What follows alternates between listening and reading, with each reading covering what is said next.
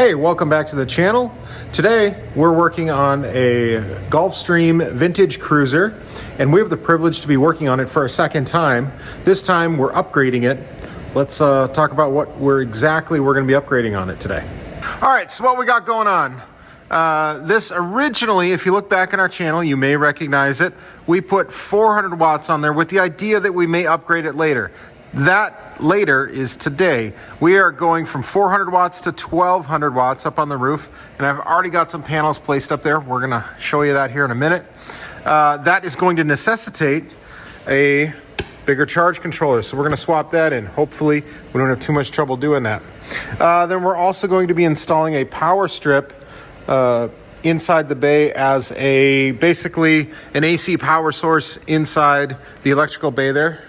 You know, while we're talking about it, let's talk about it. Here's what we got going on in here. And I've already been busy a little bit. I added 2 more SOK batteries. And we do have a rich solar battery from the first time. Now we added these 2. And again, if you're concerned about that, we've ran parallel battery experiments. It works just fine. That one's only a year old. These are new. So we're going to have 612 amp hours total in here. And then on this side here, we're going to be replacing 50 amp charge controller for that 70 amp. And as you can probably imagine, this one's a little bit bigger, but I think we can make it work. Things are going to get a little bit tighter around here, but I think we'll be okay. Now, one of the reasons we started doing these power strips versus just an outlet is you get built-in circuit protection with these. So I feel a lot better doing that there. But enough about that. Let's take a look at how we are getting 1200 watts on this not so big camper. Don't worry, I've got the fan off there, so I'll be all right. But we've got, well, this is the arrangement. These 2 were the original ones, and all of these are going to be the ones that we're adding. And we can use the existing wire.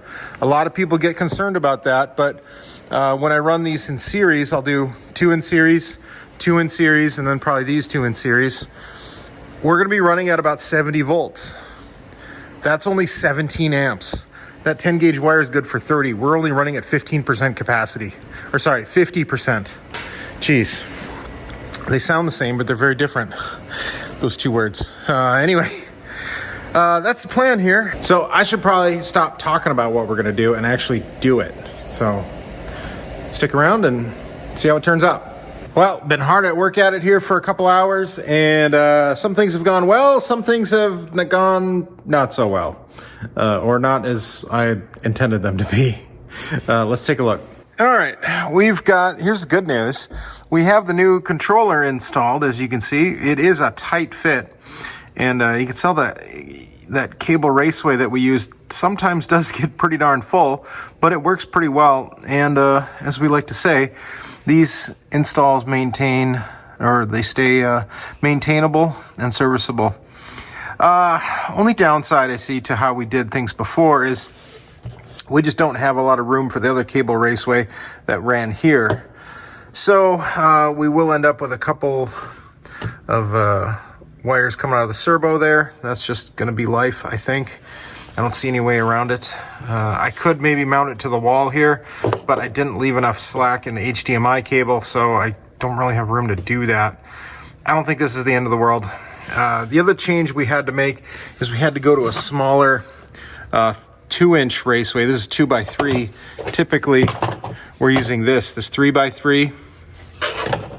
So I had to switch to that down at the bottom just to get a little bit more room. And the other change we had to make was to go to 2-gauge wiring from 6-gauge wiring. You can kind of see the differences there. That's 6, that's 2, because this is capable of 70 amps, so we like to give that a little bit more headroom for that. In a pinch, you probably could use 6-gauge wiring in a short run like that, but we like to plan for thermal overhead as best we can. So now we're on the other side here, and you can see here we've got some what do they call this, Romex here. This is the 15 amp AC wiring here, and that runs to an outlet right behind this panel. So I think what we're gonna do is tap into that outlet and run this cord here from the power strip. And we're gonna put the power strip over there, but run it from here. That way we've got an accessible junction area for it, and it's also protected by the internal circuit breaker in the travel trailer itself. That's probably about all we're gonna work on today. Tomorrow we'll pick it back up and probably be finishing it up. Okay, next morning, and we've got a box in here. I don't remember exactly where we ended up yesterday on what we were gonna do, but that's what we ended up doing. Just splice that in there, use some Wagos. They work good. Ran the power strip on the other end, and now we just got to button up the other side. Let's go take a look there to refresh it. Yeah, just got to put all the covers on here. Oh, and I got to secure down that battery. And I do need to cover up those positives somehow. I just don't want something to errantly get in there. So I think I'm going to do the old heat shrink cover trick on that. And then we just got to screw down the panels up on top. Also want to take this moment to just thank you for continuing to watch this channel. As like I've said many times before, as you watch a middle-aged man and his friends and his family go completely crazy trying to put solar more and more onto smaller RVs or whatever. I don't know, well, I know what I'm doing, but I don't know exactly where this is all going. So thank you for being along for the ride. I love it when a plan comes together. Look at this. Got them all wired up, and I ended up making a change here before I had that panel up there. But I got to thinking, you know, one of our big things is how can we not just do it, but how can we do this and still keep maintenance as an option? Not just maintenance on our solar panels, but what about our air conditioner?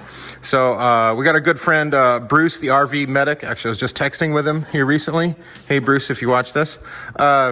You know, he does a lot of work on air conditioners. I bet he would appreciate a little bit of room to work around this air conditioner. So that's why we did that there.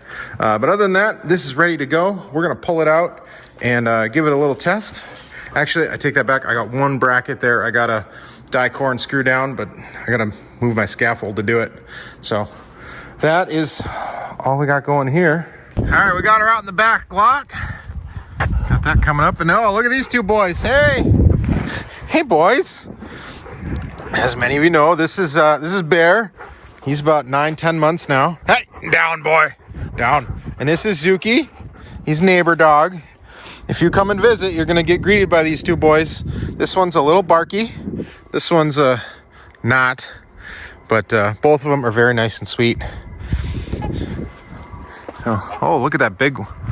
You seen that? Where is it here? Look at that, big old goose. Heading back to Canada. All kinds of fun stuff around here, huh, Mr. Bear? All right. So, already looks like we're getting pretty good sun here.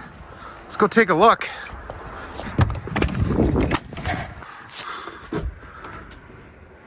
We were getting as much as 850 before. I'll pop a screenshot up. I sent that to the customer, but yeah, we're getting little clouds now. But that's pretty good. I'm pretty happy with it, especially in these conditions. It is still March, last couple days of it. Look at this. We got snow this winter. This is winter of 2024, if anybody's keeping track.